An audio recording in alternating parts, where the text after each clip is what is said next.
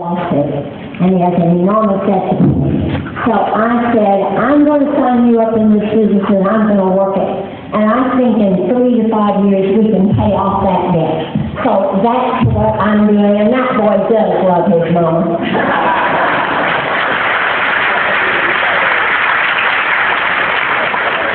Brian is one of my heroes.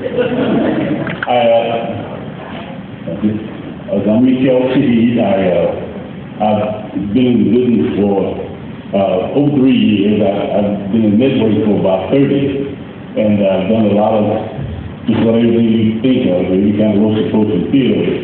And I remember back when the state first got deregulated, I remember thinking, if someone ever got smart enough to mix network marketing with energy, then it would be huge. I never thought it would happen in my lifetime, but folks, I am more excited than I ever thought I'd ever see with any company. Folks are in the right place at the right time. I tell you, I just said I don't know how to act.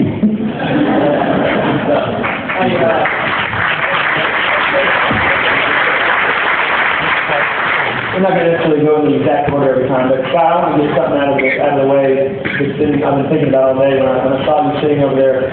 In the role play that Alan Cantrell and Joe Handy did up here, Alan was from San Antonio, Texas, which is a non-deregulated area in Texas.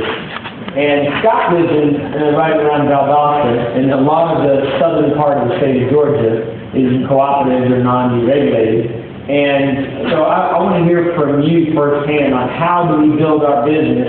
Matter of fact, I gave you the example of a gentleman in my business from Canada, and someone said, well, how do you do it from Canada? You can find people there. Well, there's people in Iraq that are making money, via the internet. So, and you have a big team based out of the guy in Jacksonville. So what do you do? And it's really not any different. What approach do you take when so much of the area in South Georgia is not deregulated?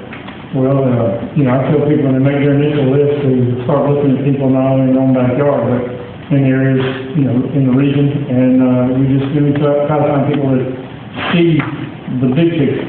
And if they see the big picture, they can work small steps in their own backyard. It's almost like an acres of diamonds situation. When we're down there, we're looking for the deal that is in his own backyard. And even though there's not a lot of open deregulated areas here where we live, we try to concentrate on the ones that are. And I tell people, if you find one person on gas, they're not by themselves, their neighborhood generally has a good bit of it, so you can use them as a reference point to get other customers as well. But that's what we do, try to focus on areas where they are and not worry about the ones that aren't. Because even people that live in areas that states that aren't regulated, know people or know other people that are. That's what they do. I'm going to pass this over to Fonda.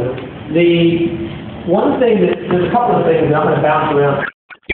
We've all seen, but one of the things we don't spend a lot of time on through the content of the day is something I guess a lot of people spend more time on than us, and that is social networking. And one of the reasons we don't is because we're trying to get across to you guys versus a one-on-one, one brick at a time, belly-to-belly business. But certainly we don't want people to get left behind through the Facebook, Twitter, blah, blah, blah of the world. What are some do's and don'ts of that? Fonda, that we can torch our list of names very quickly if we go about it wrong with social media. What are some suggestions to people you've had success with, say, Facebook? What I do on a daily basis is I send out happy messages. It may not be about my job or anything like that. It's just happy things that I'm doing in my life, things that I get to do, spend time with my family, my kids. And people will say, well, how are you able to do that? It opens a door for you. I'm able to have conversations with people that I didn't get to 20 years ago. I lost touch with them or something, and I just